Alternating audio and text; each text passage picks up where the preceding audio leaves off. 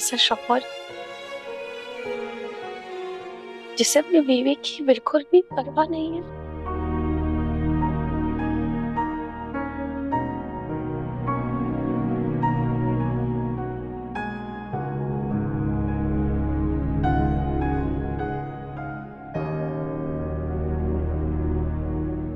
कैसा शौहर है ये?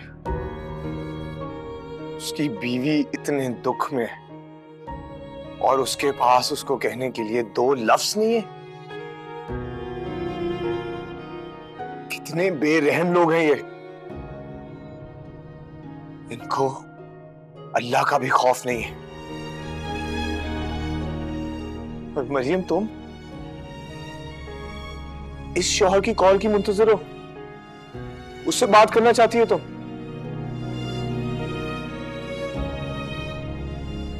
मेरी बहन, तुम अपने साथ ज्यादती जुल्म कर रही हो। पता है, हमारे लिए सबसे अहम है हमारी इज्जत नफ्स और हमारा ज़हनी सुकून, जो कि मुझे नहीं लगता उम्र के साथ तुम्हें जिंदगी में कभी भी मिलेगा। भाई, आपको ऐसा क्यों लगता है कि तलाक के बाद मेरा सुकून और इज्जत नफ्स बच सकते हैं? कैसी बातें कर रही हो मरियम? यहाँ मेरे साथ अपने अब्बू के घर में कैसी बेसुकूनी? भाई, आपको यही तो समझ में नहीं आ रहा। शादी शायद मर्द के लिए सिर्फ एक रिश्ता है। एक औरत के लिए शादी जो है ना, वो आबादी और बर्बादी का फैसला होता है।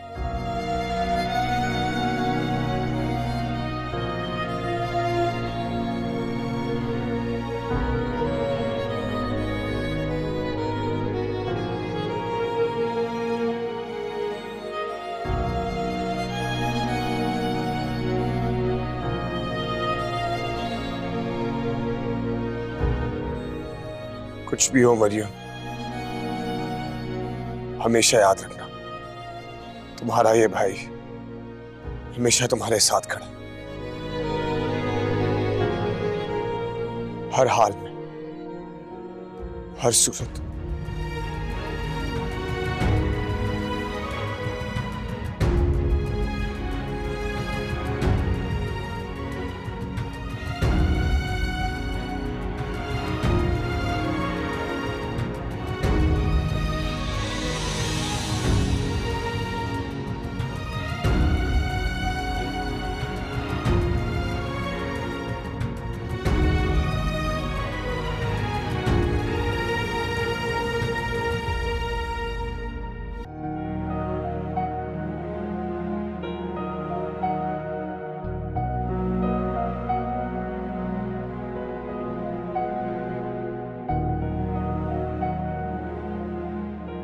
आपको लगता था वो आपने अपनी बेटी को खुशियां नहीं दी क्योंकि आप मुझे अच्छे कपड़े, अच्छा घर, बहुत सारी आसाइशें नहीं दे सके।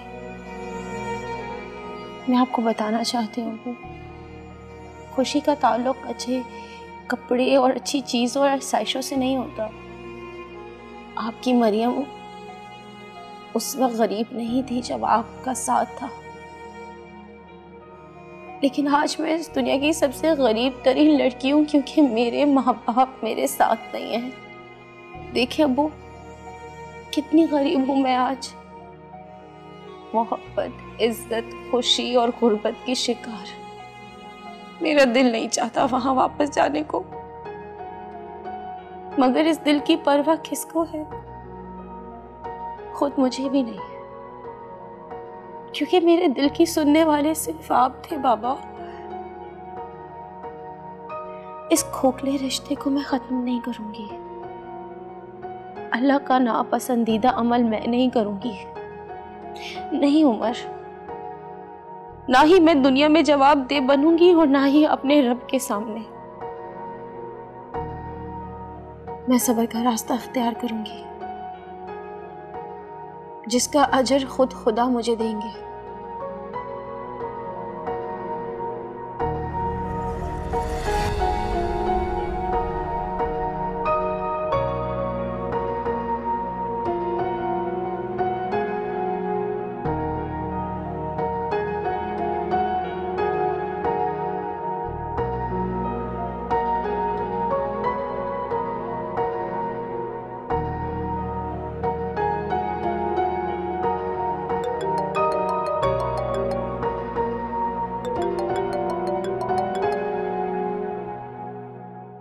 जी, आ गई शौहर की?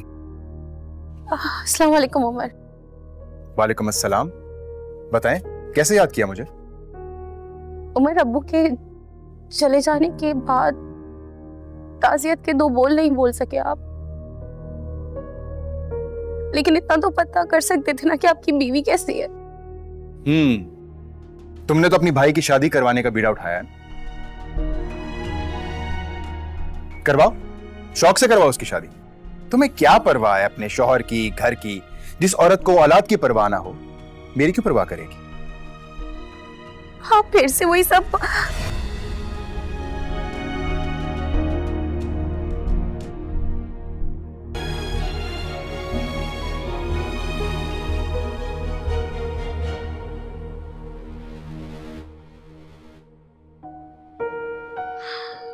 अपने बच्चे को नहीं मारा,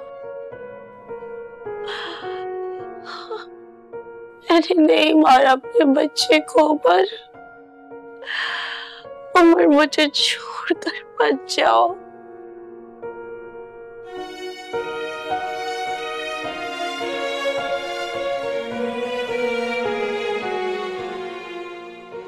तुम मुझे नहीं छोड़ोगे उमर?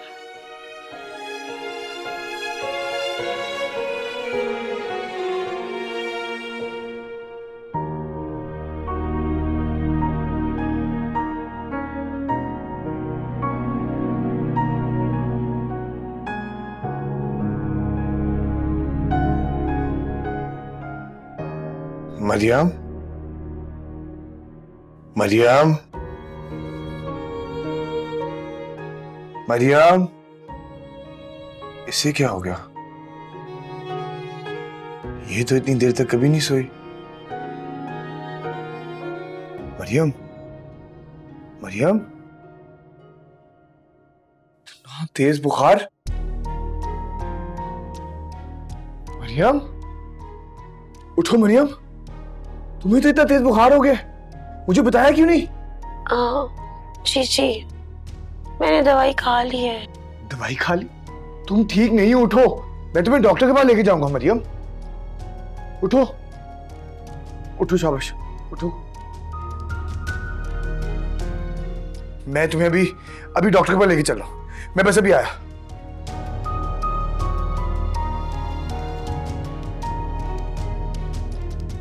मरियम, चलो डॉक्टर के पास चले।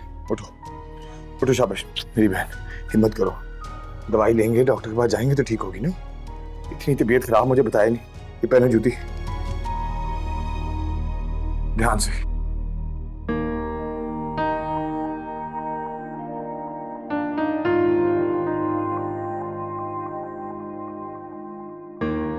उमर, एक काम करो, तुम जाकर मरियम को उसके घर से ले आओ। क्यों अब्बा जी, क्यों ले आए? भाभी वैसे भी वहां अपने भाई की शादी की तैयारी कर रही है ना। जी अब्बा जी, नाजो ठीक कह रही है। तुम्हारी बात हुई थी उससे? जी। ठीक है, फिर उसे अभी रहने दो वहां पे। लेकिन बेटा, एक चीज का ख्याल रखना, मरियम तुम्हारी बीवी है, उसकी हर जरूरत का ख्याल रखना, यहाँ इस घर में और वहां उस घर में, तुम्हारी जिम्मेदारी है। जी बिल्कुल ठीक कह रहे हैं तुम्हारे अब। आप कितने अच्छे हैं ना अब्बा जी, और बड़े भाई भी बिल्कुल आपकी तरह हैं।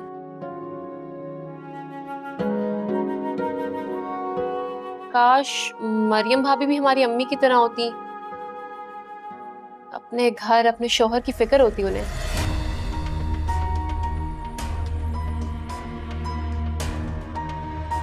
अब्बा जी, हमारी नाज़ो बहुत बड़ी हो गई है, लेकिन कैसे इतनी बड़ी बड़ी बातें करने लगी है।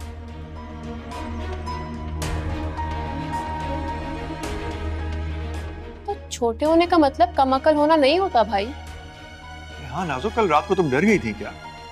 अपनी माँ को ले गई थी। छोटे भैया, आप भूल रहे हैं कि नाज़ो वैसे तो बड़ी हो गई है, लेकिन अकल में अभी भी छोटी है ना? भाई चुप हो जाएं आप सब लोग, कोई मेरी बेटी को तंग नहीं करेगा। हाँ भाई, नाज़ो को कोई तंग ना करे। अच्छा भाई, सॉरी सॉरी। और हाँ उमर, तुम मरियम को कॉल करके पूछ लो कि वो हमारे साथ जमील की तरफ कब चल सकती है। मैं चाहता हूँ कि अगर जमील ने पहले आकर अपना फर्ज अदा किया तो हम भी अब उसकी तरफ से होकर आए। ठीक है।